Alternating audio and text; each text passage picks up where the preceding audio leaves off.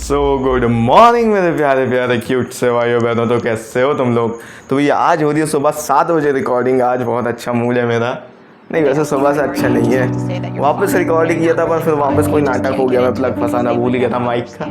तो भैया आज हम लोग पढ़ने वाले कि भैया आखिर ये जर्नल एंट्री है ये आखिर ये बनी क्यों है, इसके पीछे रीज़न क्या है और इसकी मॉडर्न अप्रोच जर्नल एंट्री को रिकॉर्ड करने की, किस चीज़ को डेबिट करना है किस चीज़ को क्रेडिट करना है, इसकी मॉडर्न अप्रोच हम इन दोनों चीज़ों को पढ़ेंगे। चलो भाई सबसे पहले जानते हैं कि भैया आखिर ये जर्नल एंट्री है क्यों, बनी ही क्यों है। लिखते ना पूरा पूरा ट्रांजैक्शन। अगर मान लो मैं लिखता हमने शाम से 1 लाख रुपए के गुड्स लिए, हमने राम को 2 लाख के गुड्स बेचे, हमें शाम से 1 लाख रुपए रिसीव हुए, तो भाई ऐसे करते तो पहली चीज़ टाइम भी बहुत ज़्यादा लगता है ना, पूरी ट्रांजैक्शन लिखने में। इससे अच्छा कितना आसान होगा, purchase account debit to Shyam account. इसमें क्या हो गया, हमने राम को बेचे थे तो Ram account debit to sales account, कितनी जल्दी हो गया। यानी भाई टाइम भी बचा, कंसाइज भी रहा, कॉम्प्रिहेंसिव इन्फॉर्मेशन भी मिली। देखो मेरे को इसका कोई बुक में रीज़न तो नहीं पता चला, पर मेरे को जो सही लगा मैंने वो रीज़न दिया हूँ कि भाई छोटा भी पड़ जाता है। और भैया इसी के थ्रू हम लोग लेजर भी बनाते हैं, इसी जर्नल एंट्री के थ्रू, और इसी लेजर के थ्रू हमारा ट्रायल बैलेंस बनता है और फिर फाइनेंशियल स्टेटमेंट बनती है। यानी फाइनेंशियल स्टेटमेंट को बनाने में ये यूज़ किया जाता है जर्नल एंट्री को। जर्नल एंट्री के थ्रू ही हम फाइनेंशियल स्टेटमेंट प्रिपेयर कर सकते हैं, यानी हमारी इनकम भी जान सकते हैं, हमारी फाइनेंशियल पोजीशन भी जान सकते हैं। इसलिए बहुत ज़्यादा ज़रूरी है भाई, जर्नल एंट्री है बहुत ज़्यादा ज़रूरी। अगर तुमने सिर्फ जर्नल एंट्री को ढंग से पढ़ लिया ना, तुम्हारी पूरी 11th आराम से निकल जाएगी और 12th में भी दिक्कत नहीं जाएगी। और अगर मान लो नहीं भी पढ़ पाते तो दिक्कत होती है भाई पढ़ने में, तो कोई बात नहीं है, शुरुआत में समझ वैसे ही नहीं आता है, पर धीरे धीरे आ जाएगा। चलो भाई और टाइम वेस्ट नहीं करते, मॉडर्न अप्रोच ऑफ अकाउंटिंग बोल लो या फॉर रिकॉर्डिंग बोल लो। अब मॉडर्न अप्रोच क्या बोलता है भाई, अकाउंट सिर्फ होते हैं भैया 5 टाइप के। एसेट अकाउंट, मैंने ये सारे टर्म्स के वीडियोस में बताया हूँ कि भाई ये सब क्या होता है। एसेट यानी हमारी संपत्ति, लायबिलिटी यानी हमारा ऑब्लिगेशन जो हमें पे करना है, इक्विटी यानी भाई कैपिटल, वही जो पैसा ओनर ने लगाया है, रेवेन्यू यानी वो इनकम जो हमें हुई है, एक्सपेंस यानी वो लॉसेस या फिर जो खर्चे हमने किए हैं। अब भाई देखो इसकी एक बहुत प्यारी ट्रिक है, ये ट्रिक ध्यान से सुन लेना, ये मेरे टीचर ने बताई थी, मेरी ट्यूशन टीचर ने, बहुत बेहतरीन टीचर थी भाई वो, उन्होंने बहुत प्यारे तरीके से मेरे को समझाई थी बेसिक से। मेरी 12th में नहीं आती थी मुझे मॉडर्न अप्रोच, मैं तुम्हें बताऊंगा लेकिन 11th में तुम्हें पता होना चाहिए।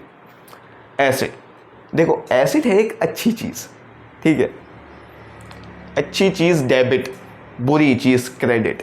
लायबिलिटी है एक बुरी चीज़ तो क्रेडिट। अब समझना, अगर अच्छी चीज़ बड़ी, अब देखो वो एक टीचर है फिजिक्स वाला कि मैं टारगेट नहीं कर रहा हूँ। अब देखो एसेट बड़ा अच्छी चीज़ है तो डेबिट कर दो, और एसेट का हुआ तो बुरी चीज़ है तो क्रेडिट कर दो। मैं डेबिट में एक उंगली दिखाऊंगा, क्रेडिट में। अब देखो एसेट अच्छी चीज़ है तो डेबिट कर दो, और एसेट अगर बढ़ा तो अच्छी चीज़ हुई तो डेबिट कर दो, अगर एसेट कम हुआ तो क्रेडिट कर दो। यानी कि अच्छी चीज़ को डेबिट करते हैं, अगर कुछ अच्छा हुआ ना भाई तो उसे डेबिट कर दो, और कुछ बुरा हुआ है ना तो उसे क्रेडिट कर दो। जैसे एक एसेट अच्छी चीज़ है, वो बढ़ गई तो उसे डेबिट कर दो, और वो कम हो गई तो उसे क्रेडिट कर दो। वैसे वो सर जैसा नहीं ला सकता यार फील, फिर तुम कमेंट में क्रिंज बोलोगे। लायबिलिटी, अब लायबिलिटी बढ़ गई तो अब ये बढ़ गई को, हाँ लायबिलिटी अगर बढ़ गई है तो हम उसको क्रेडिट करेंगे। क्यों करेंगे, क्योंकि हमारा नुकसान हो गया। जैसे मैंने बोला बुरी चीज़ को तुम क्रेडिट कर दो, अच्छी चीज़ को तुम डेबिट कर दो। अगर लायबिलिटी बढ़ गई है तो ये बुरी चीज़ है ना भाई, तो क्रेडिट कर दो। वहीं अगर लायबिलिटी कम हो गई है, तो एक अच्छी चीज़ है तो उसको अपन डेबिट कर देंगे। अच्छी चीज़ को करना है डेबिट, बुरी चीज़ को करना है क्रेडिट। बस यही तुम्हारा फंडा है लायबिलिटी और एसेट के लिए, और इन्हीं दो की मदद से हम बाकी सारे अकाउंट्स को भी क्लियर कर देंगे। अब एसेट अच्छी चीज़ है तो इसका बैलेंस भी डेबिट होता है। यानी अगर तुमसे किसी ने पूछा एसेट का बैलेंस क्या होता है, तुम बोलोगे डेबिट। उनने बोला क्यों, बोलना अच्छी चीज़ है। और अगर मान लो एसेट कम हो गया तो तब उसे क्रेडिट करेंगे। क्यों, क्योंकि अब वो कम हो गया है, हमारे लिए बुरी चीज़ है तो उसे क्रेडिट। इसी प्रकार से लायबिलिटी, लायबिलिटी का बैलेंस क्या होगा भाई, जो बुरी चीज़ है तो वो तो क्रेडिट ही रहेगी ना। अगर मान लो लायबिलिटी बढ़ती है तो वो क्रेडिट, अब लायबिलिटी कम हो गई, अच्छी चीज़ हो गई, तो फिर ये हमारी हो जाएगी डेबिट। डेबिट डिक्रीज डेबिट, ऐसे लायबिलिटी का क्लियर हो गया। इसका बैलेंस क्या होता है, डेबिट अच्छी चीज़ है, इसका बैलेंस क्या होता है, क्रेडिट अच्छी चीज़ है। देखो ये बहुत प्यारी ट्रिक है, इससे तुम अभी धीरे धीरे समझोगे। अब दूसरी चीज़ जो तुम्हें समझना है, अब अपन लोग इससे मारते हैं इक्विटी पे छलांग। क्यों, मैं तुम लोग को बताया था भाई लोग, जो कैपिटल होती है वो भी एक तरीके की इंटरनल लायबिलिटी होती है, ठीक है। कैपिटल भी एक तरीके की इंटरनल लायबिलिटी होती है। तो अगर लायबिलिटी के केस में होता है कि वो बढ़ गई तो क्रेडिट, क्यों नुकसान हो गया, लायबिलिटी बढ़ गई, ऑब्लिगेशंस बढ़ गए, नुकसान हो गया तो क्रेडिट। इसी प्रकार से अगर लायबिलिटी कम हो गई, बढ़िया है, तो डेबिट। तो इसी प्रकार से इक्विटी के केस में भी यही होगा। इक्विटी वैसी एक ऑब्लिगेशन है, बुरा है, तो उसे अपन क्रेडिट कर देंगे। इसी प्रकार से अगर इक्विटी बढ़ती है यानी कैपिटल बढ़ती है तो फिर हम उसे कर देंगे क्रेडिट। वहीं अगर इक्विटी कम होती है तो हम उसे कर देंगे डेबिट। समझे क्यों, क्योंकि इक्विटी का बैलेंस भी क्रेडिट होता है। ये भी बुरा है, ये भी बुरा है, तो इन्हें क्रेडिट कर दिए और ये अच्छा से डेबिट कर दिए। छुरा तो नहीं। अब भाई यहाँ पे इन दोनों पे बहुत अच्छा खेल आता है भाई। अगर तुमने इसे समझ लिया तो बहुत अच्छी बात है।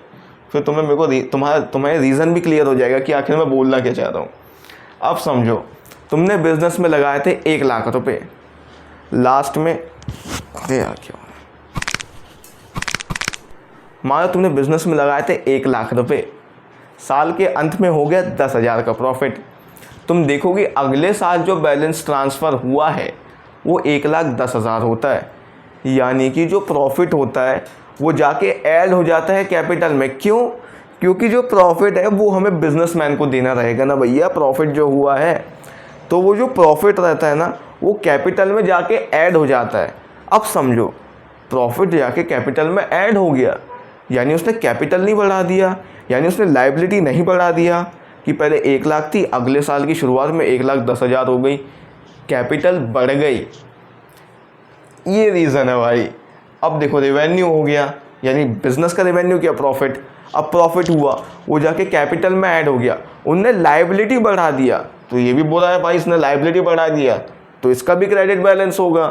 तो अगर रेवेन्यू बढ़ता है, तुम इसकी स्क्रीन देखो ही मत यार, मैंने फालतू में लगा दिया, मैं मुँह से ही बताऊँगा क्योंकि ये लास्ट में बताऊँगा मैं समराइज़ करने के लिए।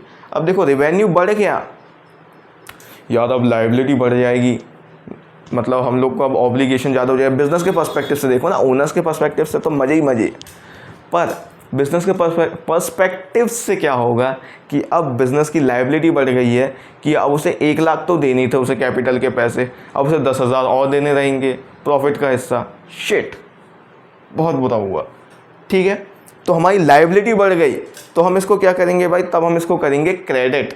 क्यों, क्योंकि अब हमारी लायबिलिटी बढ़ गई, अब सिर्फ 1 लाख रुपये नहीं देना, 10,000 और देना है। लायबिलिटी बढ़ गई तो अपन इसको कर देंगे क्रेडिट।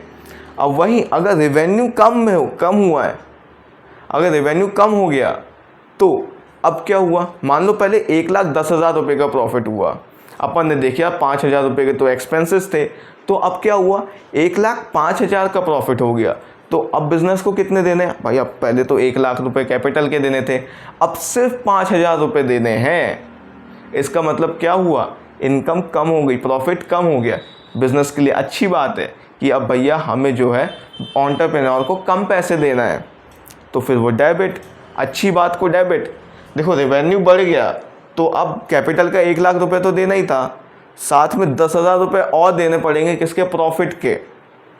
वो कैपिटल में जाके ऐड हो जाता है ना भाई, इसलिए इसने हमारा ऑब्लिगेशन बढ़ा दिया, हम लोगों का नुकसान बढ़ा दिया कि अब 1,10,000 रुपये देने पड़ेंगे। इसलिए हम इसको क्या करते हैं भाई, क्रेडिट करते हैं। तुम मत देखो यार, इसको मत देखना गलती से, तुम कंफ्यूज हो जाओगे। इसी प्रकार से अगर बालो पहले हो रहा था 1,10,000 का, अब हो गया 1,05,000 का, अरे 5,000 कम हो गए, अब मतलब अब एंटरप्रेन्योर को कितना देना है, सिर्फ 1,05,000, यानी इनकम कम होने की वजह से हमारे ऊपर भार भी कम हो गया, इसलिए हो जाएगा डेबिट। तो अगर रेवेन्यू बढ़ता है तो वो क्रेडिट हो जाता है। क्यों, क्योंकि हमारे ऊपर अब ऑब्लिगेशन बढ़ गया, उसने कैपिटल को बढ़ा दिया। तुम ये समझो, उसने कैपिटल को बढ़ा दिया और कैपिटल को बढ़ाने की वजह से हमारा ऑब्लिगेशन बढ़ गया। अब हमारा नुकसान बढ़ गया कि अब हमें इसको भी पे करना पड़ेगा, प्रॉफिट का हिस्सा। और वहीं अगर कम हुआ तो हमारा नुकसान कम हो गया तो हम उसे डेबिट कर देंगे। देखो यार, तुम इसको थोड़ा सा पता है, थोड़ा बहुत तुम्हें रटना ही पड़ेगा, बिना रटे नहीं होएगा। ठीक है, एसेट अच्छी चीज़ है उसको डेबिट, लाइबिलिटी बुरी चीज़ है उसको credit, equity internal liability liability होते है तो इसलिए वो भी क्रेडिट। अब रेवेन्यू क्यों हुआ क्रेडिट? क्योंकि इनने इनडायरेक्टली लाइबिलिटी ही बढ़ा दिया। उसने क्या किया? इक्विटी बढ़ा दिया, यानी कैपिटल को बढ़ा दिया। पहले 1 लाख रुपये देता, अब 1,10,000 रुपये, इसलिए ये भी क्रेडिट।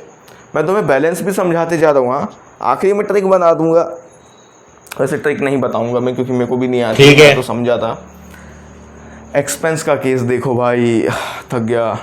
एक तो बहुत बुरा लगता है भाई जब मैं रिकॉर्ड करता हूँ, पता चलता है यहाँ की लाइट नहीं जली, वहाँ की लाइट नहीं जली, मैं अत्यंत काला आ गया, माइक नहीं लगा, माइक की वायर नहीं लगी। खैर छोड़ो, एक्सपेंसेस। अब मान लो बिज़नेस में मैंने लगाया था 1 लाख रुपये, ठीक है, बिज़नेस के अंत में हो गया 20,000 रुपये का लॉस। अगर मैं तुम्हें बताया था कि जो प्रॉफिट रहता है वो जाके ऐड होता है कैपिटल में, तुम सोचो अगर लॉस होगा तो कहाँ से माइनस होगा? यस, कैपिटल से माइनस होगा। तो अगर 1 लाख रुपए का प्रॉफिट था, 20,000 रुपये का लॉस हो गया, तो अगले साल जो कैपिटल शो की जाएगी शुरुआत में 80,000 की जाएगी। अब देखो, अब देखना इसने कैसे कम कर दिया। अब मान लो पहले तो हमें पता था कि कैपिटल हमारी इंटरनल लाइबिलिटी है, 1 लाख रुपए की लाइबिलिटी थी।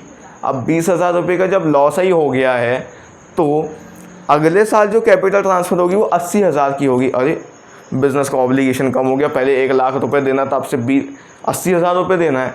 अच्छी बात है, हमारा ऑब्लिगेशन कम हो गया। बिज़नेस बहुत बेकार टाइप का इंसान नहीं लग रहा तुम्हें कि फ़ायदे में भी खुद को बहुत ज़्यादा कोसता है एंट्री लगाते वक्त।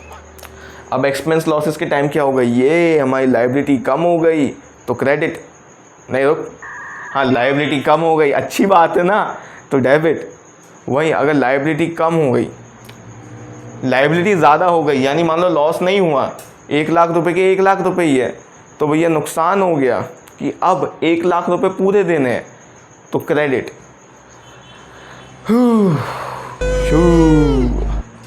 एसेट अच्छी चीज़ है, उसका बैलेंस क्या होगा? डेबिट। एक्सपेंस भी अच्छी चीज़ क्यों है?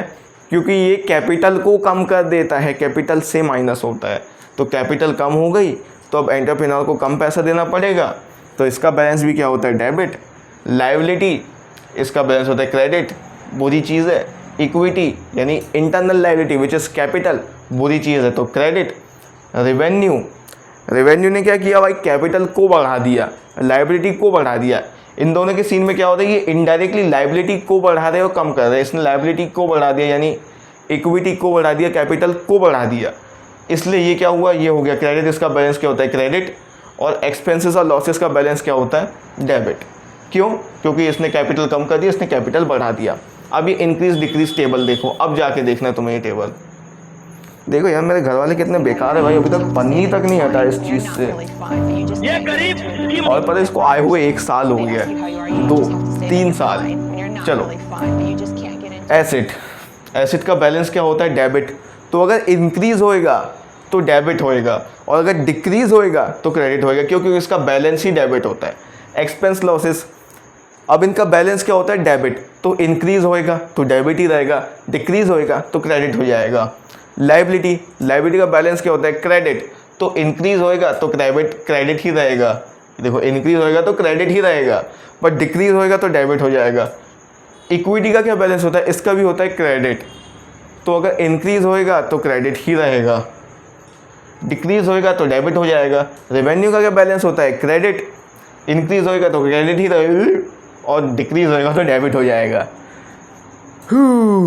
तो भैया हो गया अपना ये। अरे यार, ये बंद क्यों हो जाता है? तो भैया, अगर आपको वीडियो अच्छी लगी है तो मेक श्योर टू कमेंट, और थैंक यू फॉर वॉचिंग। और आज से मैं शुरू कर रहा हूँ कि भैया वीडियो को शेयर करो, मोटिवेशन मिलेगा मुझे अगर व्यूज़ आएंगे तो ठीक है, बस आज के लिए इतना ही। तब तक के लिए बाय बाय, टेक केयर।